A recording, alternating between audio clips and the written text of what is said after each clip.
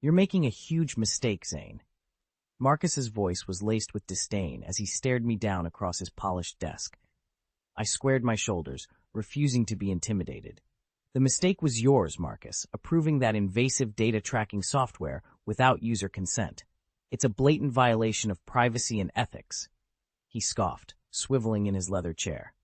Ethics? In case you haven't noticed, this is a multi-billion-dollar business, not a non-profit charity. We make the products consumers want, giving them what they don't even know they need yet. Ethics are negotiable when billions are on the line. My fists clenched at his cavalier tone. Is this what I had been blind to all along? Not for me. I got into tech to create tools that improve people's lives, not exploit them. Then you're in the wrong industry, my friend. Marcus leaned back, a smug smile playing across his lips. The naive idealism might have been cute in college, but it has no place here. Either get with the program or get out. My mentor's face flashed in my mind, a brilliant engineer who paid the ultimate price when he blew the whistle on corporate misconduct years ago. If I stayed silent, let this unethical software release proceed, I would be betraying everything he stood for. You know what, Marcus? I'll get out. I shook my head, shoving away from my chair with newfound determination. I can't be a part of a company that willfully disregards people's rights and well-being just to make an extra buck. His smirk morphed into a sneer as I grabbed my laptop. Don't expect any references from us after this little tantrum. And good luck finding ethics-first employers in Silicon Valley. You'll be waiting a long time. I turned towards the door, a weight lifting from my shoulders despite the uncertain future ahead. At least I can look myself in the mirror at the end of the day. That's more than you can say. With that parting remark, I strode out of Marcus' office, leaving my prestigious developer role behind, but quintupling down on my principles. If creating positive change in the tech world meant blazing my own trail, so be it. I wasn't going to be complicit in unethical practices any longer. Outside the gleaming office tower, I blinked against the bright California sunlight and drew in a deep, steadying breath. This was just the first step in righting the innumerable wrongs pervading the industry I still desperately wanted to be a part of. My mentor always warned me there would be sacrifices in fighting the good fight. But if my ethics and integrity weren't sacred, what did I really have? I was more determined than ever to stay true to my values, no matter what challenges lay ahead. I spent the next few weeks firing off resumes and fielding interviews. But Marcus was right. Finding an ethics-focused tech role in the Valley was like searching for a needle in a haystack. That all changed at the Techcon conference in downtown San Francisco.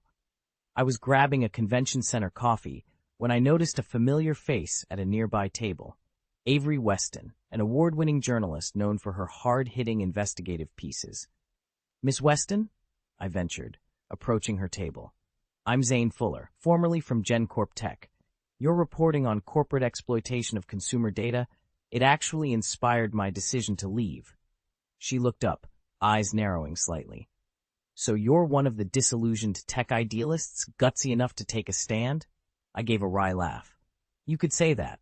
I just couldn't stomach being complicit in the violations any longer, even if it did cost me my career. Something shifted in Avery's expression. Well, you might want to rescind that past tense, Mr. Fuller, because I have a feeling your ethical woes are just beginning. She slid a tablet across the table. The header read, Project Spanx, Inside GenCorp's Illegal Product Espionage and Data Theft. My jaw dropped as I scanned the details. This can't be right. GenCorp was working on next-gen compression software, but this alleges they stole the original codebase from a smaller startup, then drove them out of business. Among other crimes, yes. Avery's jaw was set. I've been investigating this for months after receiving an anonymous tip. The money trail, inside sources, encrypted files, it all points to large-scale corporate corruption and illegal activity from the highest levels at GenCorp. My blood boiled as the pieces fell into place. Marcus, that weasel, he always did have an overinflated sense of entitlement. I shook my head in disgust. This has to stop. That's why I'd like to propose we work together, Avery said, leaning in. You're an insider who knows the tech and the players, and I have the resources to amplify this information if it's as legitimate as I suspect. I opened my mouth to respond, but the raucous laughter from a nearby GenCorp booth made my decision for me. There was Marcus, pressing flesh with other industry titans, smarming his way through the conference without a care in the world for who he crushed underfoot. I met Avery's determined gaze. Consider me your tech insider, whatever it takes to expose these crooks and make them pay. Her grin was fierce. That's what I was hoping you'd say. Shall we go rattle the tree and see what snakes come slithering out? For the first time in weeks, my future finally seemed clear. And just. Avery and I shook hands, twin flames of righteous outrage burning in our eyes. Marcus and his ilk wanted to play dirty? They had no idea what kind of hornet's nest they were poking. Avery wasted no time getting our underground investigation into high gear. Within days, her living room was a wall-to-wall maze of whiteboards, file boxes, and encrypted drives. This is everything I've compiled so far on GenCorp's misdeeds, she said, navigating the madness with practiced ease. We're talking corporate sabotage, IP theft, whistleblower harassment. This could easily be a multi-billion-dollar case if we can prove it in court. I raked a hand through my hair, trying to get my bearings amidst the evidence tsunami. What do we start with, and how do we avoid getting shut down by GenCorp's legal hawks before we can finish? We build an airtight case from the ground up, Avery stated grimly, and we do it off the books so Marcus and his goons can't bury us in litigation. She pulled up an encrypted file on her laptop, and a flurry of indecipherable code filled the screen. This is where you come in, hotshot. Can you make sense of these stolen product files that implicate GenCorp? I'm on it, I said, already immersing myself in the data streams. For the next several hours, the two of us worked relentlessly, trading leads, analyzing documents, strategizing our next moves. We were so engrossed that the shrill ring of Avery's phone made us both jump. She frowned at the caller ID, then reluctantly accepted the call. This is Avery. No, we will not be intimidated by your hollow threats, Mr. Caulfield. Her voice was pure ice. I looked up from my coding, immediately recognizing the GenCorp chief counsel's name. Caulfield was notorious for using scorched earth litigation tactics to bully anyone who dared cross them. You and your CEO, Criminal Masters, think you can sweep all your sins under the rug with overpriced legal firepower? Avery's tone dripped with disdain. You're the ones who made the mistake of underestimating us. A sly grin played across her lips as she listened to Caulfield's heated response. Keep making those empty integrity threats.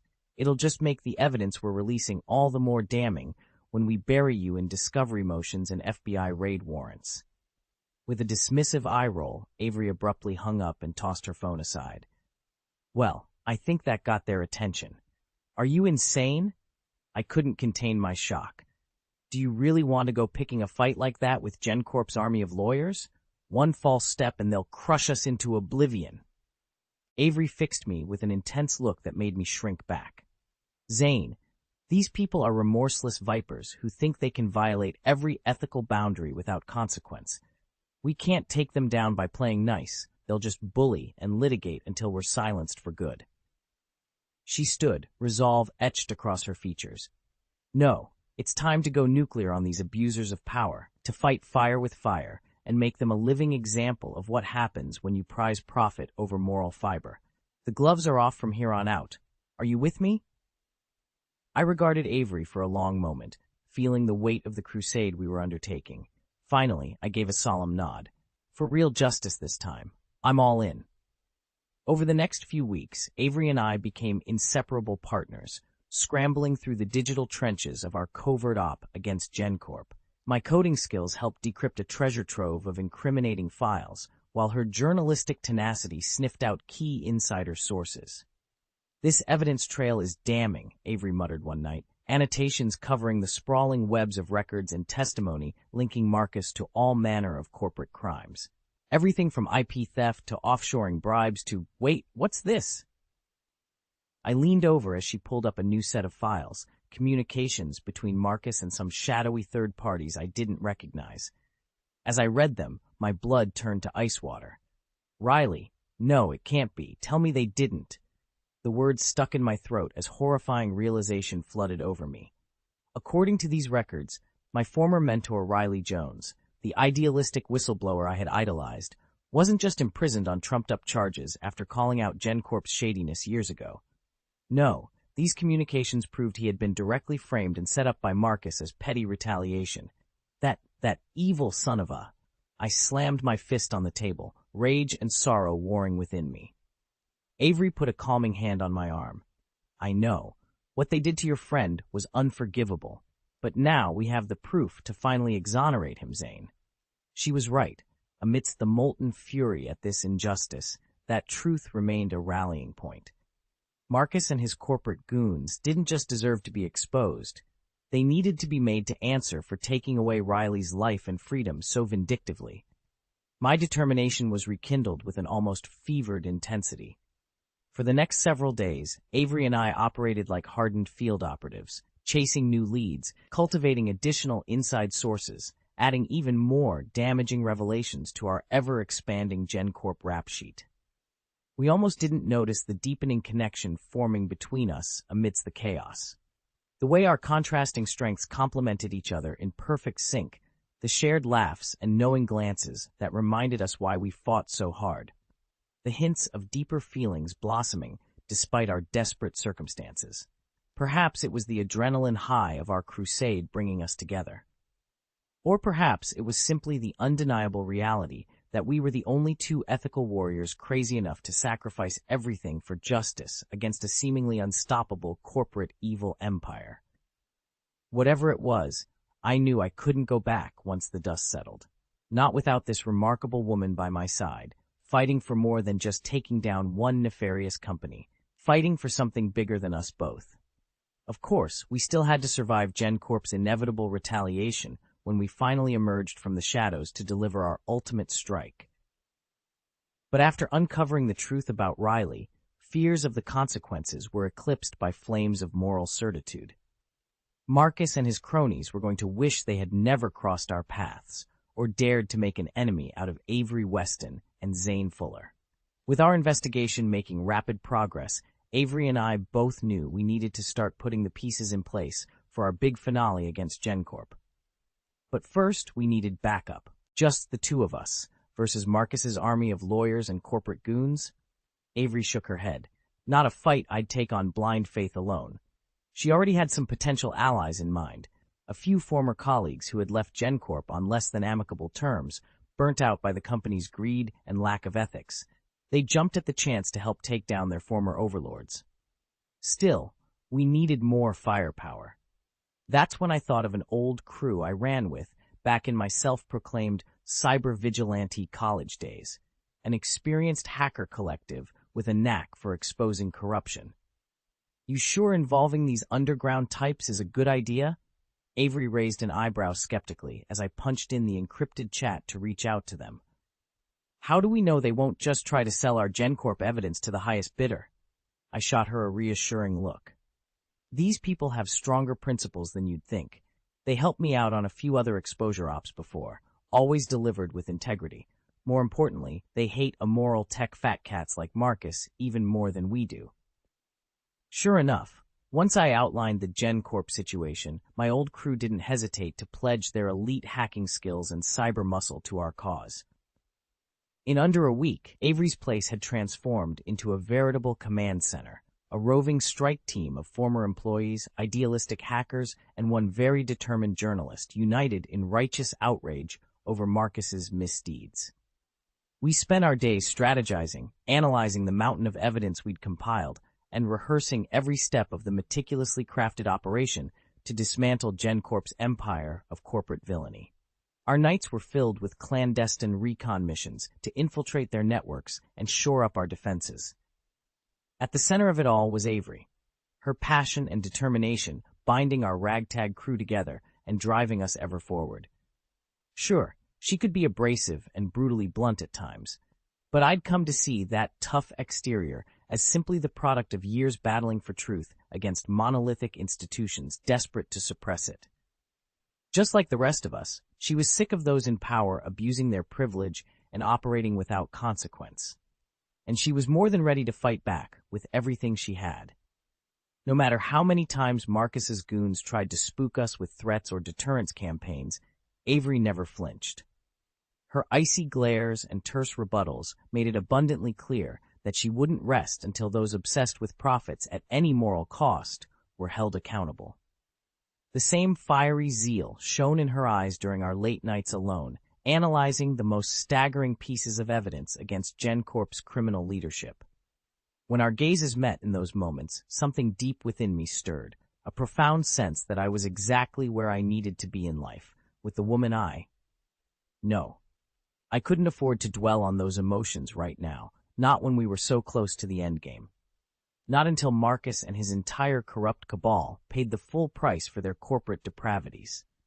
With Avery at the helm, the final maneuvers of our intricate operation began slotting into place. Soon, none of their money or legal trickery would be able to shield GenCorp from the truth finally being exposed. Our strike against GenCorp was meticulously planned for the opening night of CES, the biggest annual tech convention that Marcus's company basically owned. Tens of thousands of industry insiders, along with a global live-stream audience numbering in the millions. The perfect grand stage for our takedown. In the hours beforehand, tension was thick in our temporary staging base. Everyone checked and rechecked their equipment while I ran endless code validations. Avery was a whirlwind of activity, ceaselessly prepping and briefing us right until go time. "All right, people, this is what we've been working towards," she stated, pure intensity radiating from her. "Thanks to our efforts, we have the irrefutable proof to drag GenCorp's House of Lies into the blazing sunlight. But this isn't just about shaming one corrupt company." Her eyes burned with conviction. "No, tonight is a reckoning for all those slimeballs drunk on greed and power abuse, all those who've trampled on the very people and principles that allowed their success in the first place." She turned to me, her features softening ever so slightly. "You ready to finally settle the score, partner?" I gave her a nod, my own determination steeled. "More than ready. It's long past time Marcus and his ilk are held accountable." A ghost of a smile played across her lips before the implacable mask of a woman on a mission resurfaced. "Then let's shove their crimes in their faces so loudly the whole world can't look away." Like a well-oiled machine, our crew dispersed into position and executed a series of digital strikes, simultaneously overriding the convention's streaming feeds while unleashing an intricate collection of encrypted data caches. Our evidence of GenCorp's sprawling lawlessness flooded out across the world in an unstoppable torrent of revelations. Suddenly, Marcus's pompous opening keynote speech morphed into a dizzying supercut of him spouting corporate propaganda, while the lurid details of his company's innumerable violations flashed all around him. Entire catalogs of incriminating documents, damning video testimonies, faked safety records. It was a complete dismantling of years of deception. The air of bravado quickly drained from Marcus's smug face as he began looking around wildly, demanding his tech team regain control. But for all his bluster, he was helpless to stop the tidal wave of truth demolishing his vaunted corporate empire. And we weren't done yet. Not by a long shot. In the grand finale, I executed one last remote program to truly drive the stake through GenCorp's bloodless heart.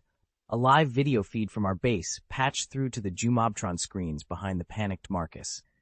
And there was yours truly, in full view of the world, issuing a direct challenge. "Hello, Marcus. I'm sure this unexpected situation has you just a tad bit flustered right now," I announced, relishing every delicious second of his obvious discomfort. "Some might call what my team and I have just done here an unethical exploitation of technology. But this criminal organization you've tried to pass off as a respectable business, that was the biggest corruption of ethics the tech world has ever seen." I leveled my fiercest glare directly at the cameras, the hard truth burning in my words. "So now the world knows exactly what depths you were willing to plumb for profits, up to and including framing an innocent man who represented the very integrity your own company lacked. You're through, Marcus. Thanks to the overwhelming evidence we've aired here today, any credibility or public trust GenCorp had is shattered permanently." On the broadcast, Marcus was striding towards me in a rage, only to freeze in place as the damning recording of him detailing the setup of my mentor Riley began playing. The look of abject horror on his face was beyond priceless. "That's right, you snake," I snarled with undisguised loathing. There's no more hiding from the truth of your corporate atrocities, so do the world a favor. Take a permanent seat on the bench and let companies with actual ethics and principles govern the tech industry from here on out. In the days and weeks following our cyber broadcast assault, the shockwaves reverberated across the entire tech industry. GenCorp imploded under the weight of its own staggering corruption, finally being laid bare to the world. Federal investigators swooped in with an endless barrage of subpoenas, search warrants, and criminal charges. Thanks to the exhaustive evidence we had compiled, Marcus and his cadre of corporate lackeys were swiftly indicted on charges ranging from intellectual property theft to securities fraud to obstruction of justice. Marcus himself was a broken, disgraced shell after having the ultimate sanctions leveled against him. Not only was he looking at the very real prospect of decades behind bars, but GenCorp was effectively rendered corporate roadkill, torn apart and consumed by rapacious lawsuits and buyouts from its rivals, eager to capitalize on the scandal. While it was satisfying to watch the house of lies Marcus had so arrogantly constructed come crumbling down around him, the most meaningful victory was still to come. He always did have a martyr complex. Avery commented wryly as she pulled up the video footage of a gaunt, badly aged Riley finally being released from federal prison after a decade of wrongful incarceration.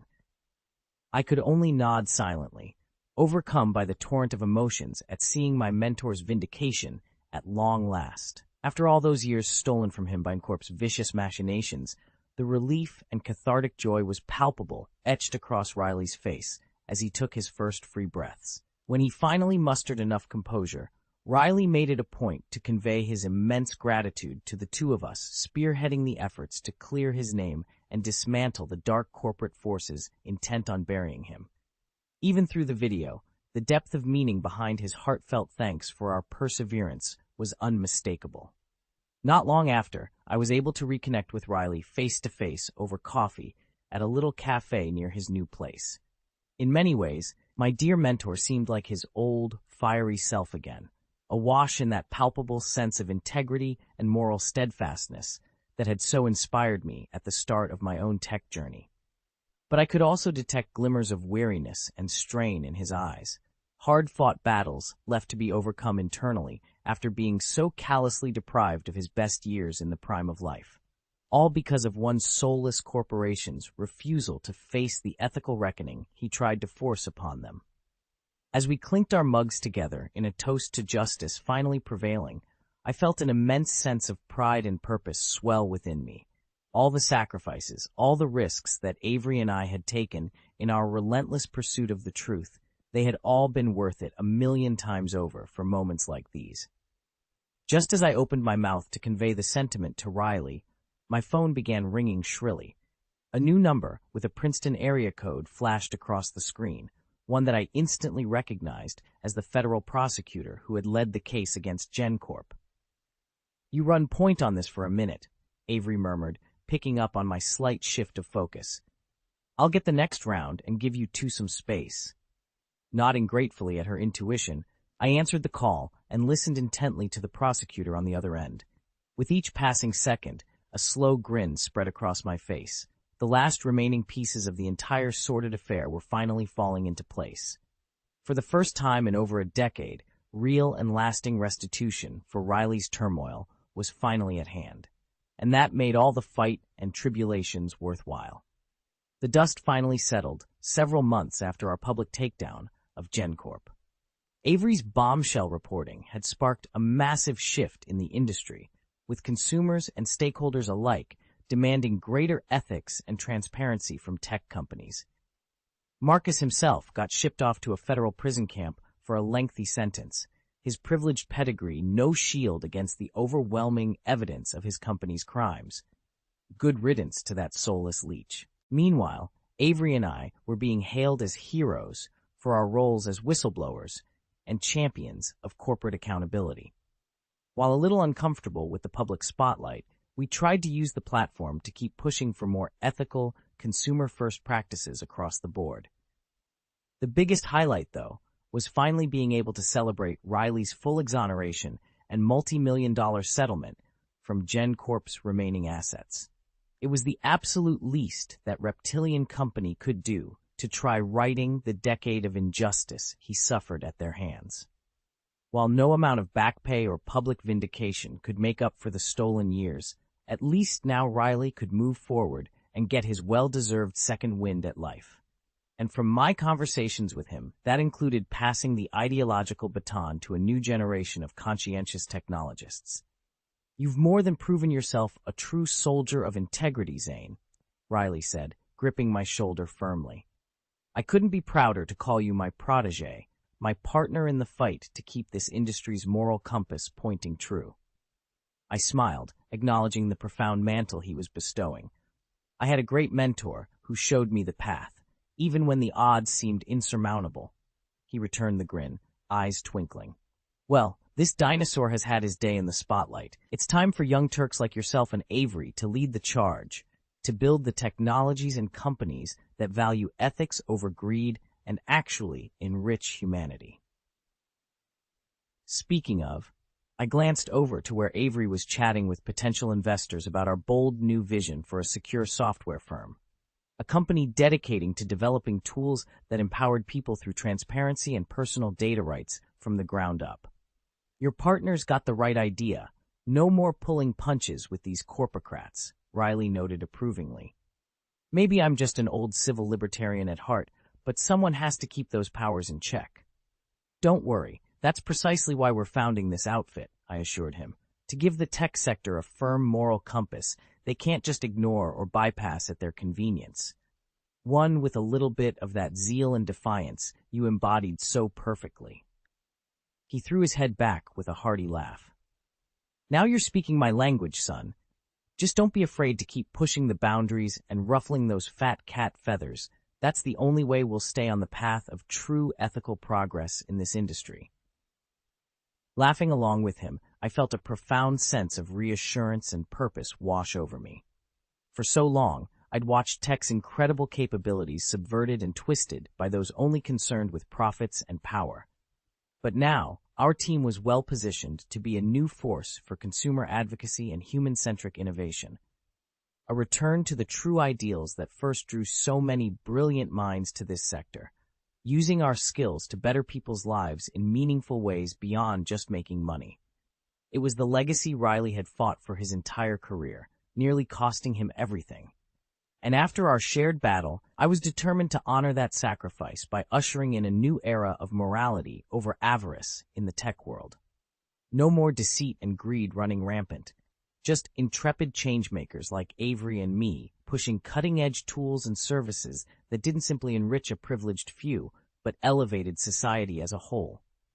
Marcus and his ilk of corporate parasites may have underestimated us in the end, but there was no ignoring the truth, or the new dawn of ethics we were ushering in, one groundbreaking innovation at a time.